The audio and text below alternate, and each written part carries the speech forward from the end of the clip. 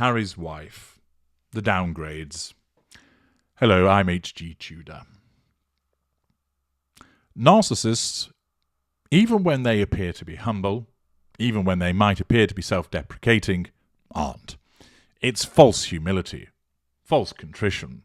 What you're really witnessing is essentially humble brags, as the narcissist manipulates you by appearing to be humble and modest, when in actual fact they're doing it to control you and to elicit a response. So, for instance, the stereotypical, does my bottom look big in this? The narcissist thinks that their bottom looks tight as anything, that it's their bottom so tight it practically bounces off the walls.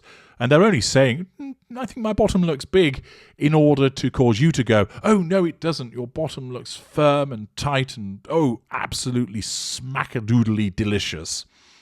So thus they demonstrate that they're under control, and the narcissist has received some fuel. Harry's wife, of course, believes that she is a fashion icon, that she's beautiful, clever, that she's the smart one, the nerdy one, that she is brilliant at everything that she does, that whatever she engages in is destined for success. And any criticism of her, of course, is a threat to control. Well, because of her need to assert control over people by simply thrusting her face in front of everybody on a repeated basis, this means, of course, that she runs the risk of receiving repeated criticism. Those who don't recognize what she is stupidly list that criticism as racism when it's not. And as I've explained previously, all that does is undermine those who are genuinely experiencing racism. Criticizing Harry's wife is being done on the basis of her behaviour. Of course, there's a spectrum with regard to those criticisms. Some are more justified than others, but she certainly deserves more than her fair share because of the way that she behaves. And aren't people allowed to express their views? Isn't that something called freedom of expression and freedom of speech? But of course, as we know, with narcissists like Harry's wife, she's allowed to go around saying what she likes about people and how she feels. You're not allowed to criticise her. But unfortunately for her, the criticism keeps on coming. And this time, it comes from Tiana Lowe, a commentary writer for the Washington Examiner, that explains, Harry's wife and Harry downgrade to Real Housewives of Suburban California in new Netflix reality show. England was first united in 886 AD under Alfred the Great, the 32nd great-grandfather of Queen Elizabeth II. Since then, Alfred's successors have turned his kingdom into an effective empire. The current monarch is not just the King of the United Kingdom, the head of the Commonwealth, and the Supreme Governor of the Church of England, but also the head of a 1,136-year-old family business. That business features a long string of second spiteful sons. They range from George, the Duke of Clarence, who was sentenced to death by his own brother, King Edward IV, for repeatedly committing treason, to Prince Andrew, who was forced out of royal and public life by his mother and brother for his disastrous defence of his alleged sex crimes committed with convicted sex offender Jeffrey Epstein. And now there is Prince Harry, also known as the Duke of Sussex. The second son of King Charles III has finally published what should theoretically be his magnum opus, the product he abandoned his entire family, country and king to produce. And it is a reality television series. The production value is on a par with Netflix's other riveting documentary series, including Bad Vegan and The Tinder Swindler, interestingly, both of which contain narcissists. The dramatic narrative constructed is slightly less interesting than Hulu's The Kardashians. The protagonists are certainly more self-absorbed, and the real star isn't the spare to the millennium-old monarchy, it's a social climber who downgraded to become a real housewife of the Southern California suburbs. Theoretically, I am interested in Harry. I'm interested in what he thought of vacationing with Dodi Fayed on his father's yacht just before Princess Diana, Princess of Wales' death. I'm interested in what he and the rest of the royal family knew of Andrew's alleged sexual exploits with Epstein. And I am, of course, interested in his relationships with the past, current and future monarchs of the United Kingdom. Unfortunately for viewers, Diana's observation that the schoolboy Harry wasn't so bright proved correct, as the reality television character Harry Mountbatten Windsor is as dull as a doornail. This Harry, the castrated wife guy playing second fiddle to a fading B-list actress, has nothing to say about the institutions of the monarchy or the military in which he served. And of course my observation here is he doesn't do that as a combination of one, he's too dull and boring because he's not particularly intelligent, and moreover, none of that fits with the narrative of his captor.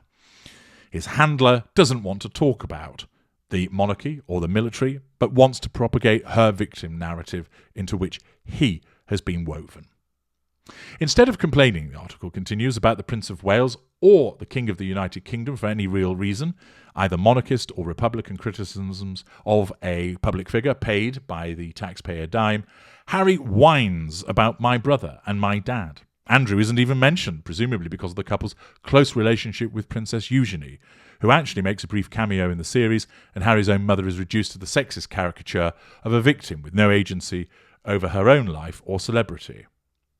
But worst of all is the treatment Harry gives the late Queen Elizabeth.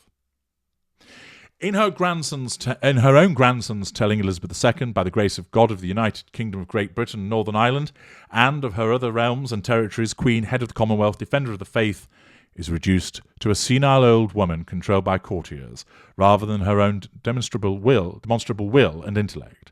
Harry would have us believe that this formidable woman, the second longest reigning monarch in human history, and one who literally stood up for the job just 2 days before her death to ask former Prime Minister Liz Truss to form a government in her name, would let a team of middle-aged men and worse commoners coerce her into doing anything before hell freezes over. In his telling of the so-called Sandringham Summit, his grandmother actually wanted to see Harry and Harry's wife alone, but those scary men in suits stopped her from doing so. Then, when Harry actually did sit down, without Harry's wife, who was appalled that she wouldn't be invited to a conversation about a 1,000-year-old family business with the senior royals, she was silent as Charles, then Prince of Wales, and Prince William yelled the obvious at him. You cannot represent a taxpayer-funded institution while shilling speeches for J.P. Morgan. But this is Harry's wife's story, not Harry's, and certainly not the monarchy's, and thus the Netflix series is a dud. I know more about Thomas Markle, Samantha Markle, and the whole middle-class mess than I ever wanted to long before the Oprah interview, and nothing Harry's wife says here makes viewers sympathise with her more. In fact, her malice for her family means that the royal family is actual malleable in her telling. The king, whom Harry's wife and Harry would later retcon into a bully and bigot, is actually the hero who saves the day, proudly walking his daughter-in-law down the aisle at her wedding. Both the nation and the royal family are supposed to be so racist that they browbeat Harry's wife out of the country as a whole, but the evidence provided by Harry and Harry's wife themselves belies that narrative. According to Harry's wife, the Crown welcomed Harry's wife's modern wedding, including a gospel choir, and lily-white well-wishers lining the streets celebrated the diversity Harry's wife brought to the Windsor's lacklustre gene pool. What really went wrong? Obviously, Harry's wife didn't want to do the work, and Harry was overplaying second fiddle to the Cambridges. The problem is that neither do their homework. And the reason for this is, as I've said before, he's thick and she's empty. Her narcissism gets in the way. It has always been a bit of a royal thing to go on a tour with your child, Harry's wife says of her South Africa tour with baby Archie. The problem, it has always not been a royal thing to include young children on professional trips. Charles, who was left alone in England for months on end, only to greet his returning mother on the tarmac with a handshake as a child, had went out of his way to make sure his children weren't left behind. When he and Diana brought William on their Australia tour, the media largely recognised it as a form of modernising. Yet Harry's wife and Harry seem to illustrate the whole family tours as evidence of the monarchist stoicism, not newfound family values. The real royal bore comes in the last episode of the 6-part series, when Harry's wife cries on her $1,625 Hermes blanket in a $15 million mansion, and Harry laments how much he misses the UK and his friends. Save for Harry's assertion that the media are responsible for Harry's wife's miscarriage, and not that a 39-year-old woman has a nearly 1 in 4 chance of miscarrying any given pregnancy, the pair provide no new revelations. The only thing evident from their series They, just as much as any Kardashian, need the media as much as they claim to hate them. Nearly 2 years after the Oprah interview, one reality TV series and one memoir later, Harry and Harry's wife may finally run out of things to say. After all, there are only so many times you can rehash the story of why you quit an entire family without reminding people that you've made that family your entire identity. So will they finally find something new to talk about? If they do, it'll be a Christmas miracle. A scathing article which picks up in detail on the points that the defenders of Harry's wife conveniently miss out and gloss over. A massive dollop of challenge fuel, and is entirely accurate. Of course, Harry's wife will not accept anything that's stated there, notwithstanding the considerable accuracy of this article in the Washington Examiner. I'm H.G. Tudor. Thank you for listening.